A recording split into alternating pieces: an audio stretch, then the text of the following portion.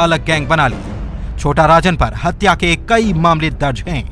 Bureau report, news 18 Mumbai.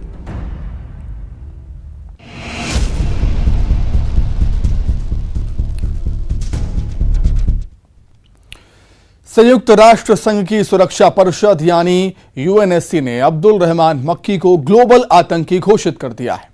Abdul Rahman मक्की भारत में हुए 26/11 हमले के मास्टरमाइंड हाफिज सईद का बहनोई है और भारत में आतंकी वारदातों में शामिल रहा है। यह वही अब्दुल रहमान मक्की है जिसे पिछली बार चीन ने यूएन में ग्लोबल आतंकी घोषित होने से बचा लिया था, लेकिन इस बार पाकिस्तान को चीन का साथ नहीं मिला। दरअसल पाकिस्तान को झटके पर झटके लग रहे हैं।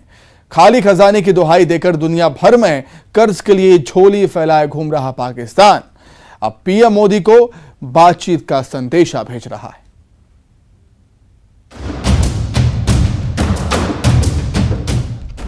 लश्कर का खजांची अब ग्लोबल आतंकी घोषित कर दिया गया है।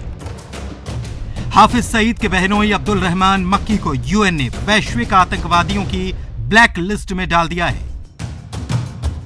सबसे बड़ी बात यह है कि यह खबर सिर्फ मक्की के लिए नहीं बल्कि पाकिस्तान के लिए भी बड़ा झटका है।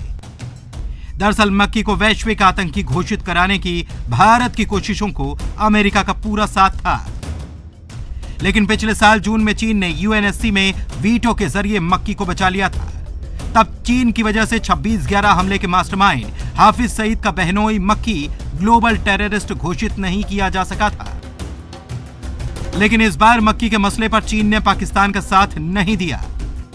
अब्दुल रहमान मक्की को पहले भी अल कायदा जो 1267 यूनाइटेड नेशन सिक्योरिटी काउंसिल की सैंक्शन कमेटी है, उसमें पहले भी भारत और अमेरिका ने ये केस टेकअप किया था और उस टाइम में चीन ने इसके ऊपर अड़ंगा लगाया था कि इसको टेक्निकल होल्ड में डाल दिया था। अब थोड़े हालात बदल रहे हैं। संयुक्त राष्ट्र की सुरक्षा परिषद समिति ने अब्दुल रहमान मक्की और आईएसआईएल और अल कायदा प्रतिबंधित समिति के तहत वैश्विक आतंकवादी घोषित किया है। इसके बाद आतंकी मक्की की संपत्ति जब्त होगी, उसकी यात्रा पर प्रतिबंध लगेगा। अब्दुल रहमान को ग्लोबल आतंकी घोषित करने वाली कमेटी ने उसे भारत में कई हमलों के लिए जिम्मेदार ठहराया है। मक्की के बाद अभी कई और आतंकवादी हैं जिन्हें ग्लोबल टेररिस्ट घोषित करवाने की कोशिशें भारत कर रहा है।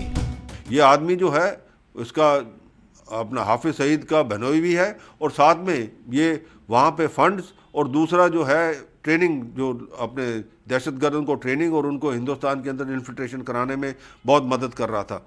अब पाकिस्तान को भी जवाब देना पड़ेगा कि ये कैसे उधर अपने वहाँ पे इसको रखा हुआ है और पाकिस्तान भी अब एक, मैं कहूँगा, एक मैदान पे खड़ा हो गया है जहाँ पे उसको भी अब डिक्लेयर कर सकते हैं एक टेररिस्ट स्टेट।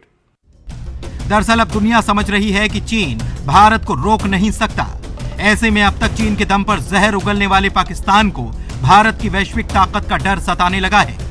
एक तरफ पाकिस्तान की मीडिया अपने देश के हुक्मरानों को भारत के प्रति अपनी नीति बदलने की नसीहत दे रही है, वहीं पाकिस्तान के प्रधानमंत्री शहबाज शरीफ ने कहा कि भारत से 3 युद्ध लड़ने के बाद पाकिस्तान सबक सीख चुका है और अब बेहतर रिश्ते चाहता है।